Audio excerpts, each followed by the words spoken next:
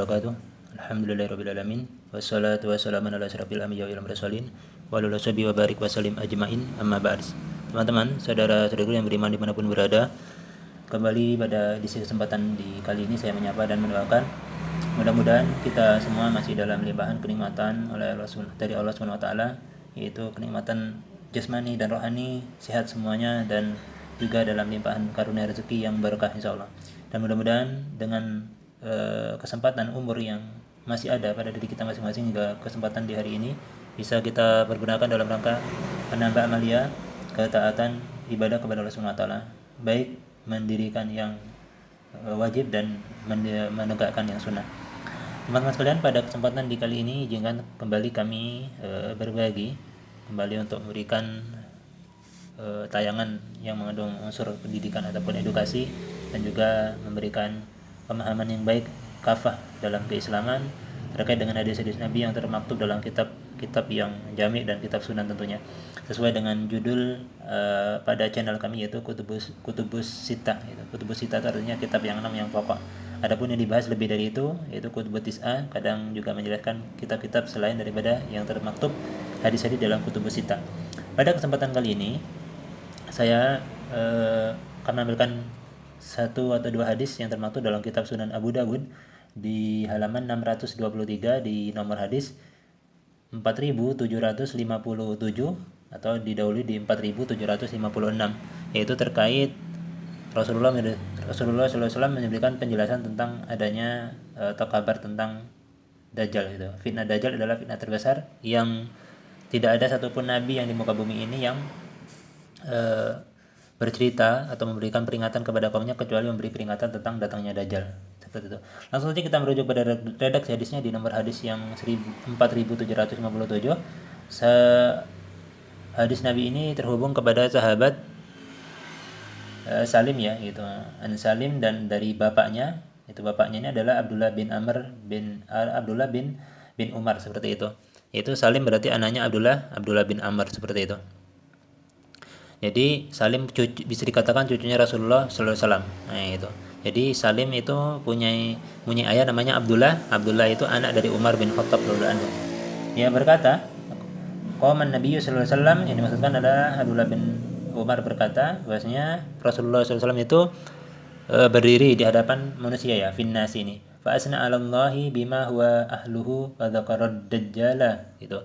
Jadi Rasulullah sallallahu alaihi wasallam itu berdiri di hadapan orang-orang yang memuji Allah, seraya memuji Allah Subhanahu wa taala dengan pujian yang layak baginya. Kemudian beliau menceritakan tentang Dajjal, ya, di sini, ya. Fa dzakara ad-dajjala. Faqala inni la unzirukumuhu wa ma min nabiyyin. Itu jadi kata Rasulullah sallallahu alaihi wasallam, sungguh aku akan memberi peringatan kepada kalian tentang Dajjal, dan tidak ada seorang nabi pun kecuali telah memberi peringatan kepada kaumnya darinya. Seperti ini, ma min nabiyyin illa, ya, tidak ada satupun nabi kecuali memberikan angzarahu qaumahu, peringatan kepada kaumnya tentang datangnya Dajjal atau fitnah Dajjal yang sangat dahsyat dan sangat besar. Laqad anzarahu Nuhun qaumahu, dan sesungguhnya Nuh sudah memberikan Nabi Nuh telah memberi peringatan kepada kaumnya. Tapi Rasulullah berkata kembali, yaitu walakinni sa'aqulu lakum fihi qaulan lam yaqulhu nabiyyun liqaumihi. Jadi tetapi aku akan menyampaikan kepada kalian tentang Dajjal dengan suatu ucapan yang belum pernah disampaikan oleh seorang nabi kepada kaumnya. Nah, ini ciri-ciri, ya, ini yang disebutkan Rasulullah di akhir hadis ini adalah ciri-ciri Dajjal itu seperti apa, seperti itu. Ketahuilah, kata Rasulullah SAW, innahu a'waru wa innallaha laisa bi'a'wara, gitu. Sesungguhnya ketahuilah sesungguhnya Dajjal itu buta sebelah, ya, buta matanya sebelah, seperti bentuknya seperti anggur yang mencorok ke depan, dan wajahnya jelek, kakinya pun pincang, ya, kalau dalam hadis yang berbeda dikuatkan penjelasan hadis ini, gitu. Sementara Allah SWT tidak buta. Jadi Allah SWT subhanallah amma yashifun, gitu, atau subhanallah amma yusyrikun. Jadi maha suci Allah dari sifat-sifat yang disifatkan kepada manusia. Nah, Dajjalnya kan kita bisa melihatnya secara jelas. Bagi orang yang beriman, nanti ada tulisan kafarah di batuknya, ya, di keningnya antara dua mata itu, kalau dalam penjelasan apakah tulisnya kafarah atau hanya tulisan huruf terpisah kaf, fa, dan ro, seperti itu.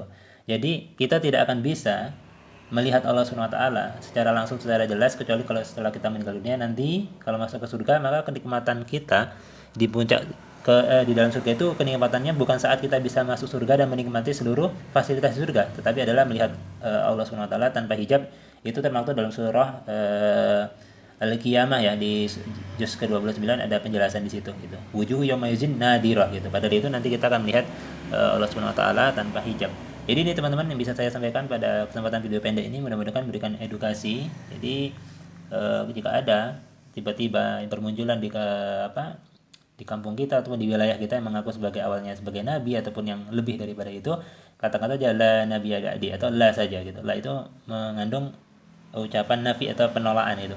Di Dajjal itu kalau kita melihat secara jelas setelah kemunculannya di akhir zaman, wallahu alam apakah kita menemui zaman itu atau tidak, atau mungkin anak cucu yang akan menemui zaman itu, matanya sebelah buta gitu tadi. Dan bagi orang-orang yang beriman, yang mukmin, keimanannya benar pada Allah Subhanahu wa taala, itu bisa melihat dengan jelas di keningnya ada tulisan kafir atau kafar seperti itu. Wallahu alam bisawab. Assalamualaikum warahmatullahi wabarakatuh.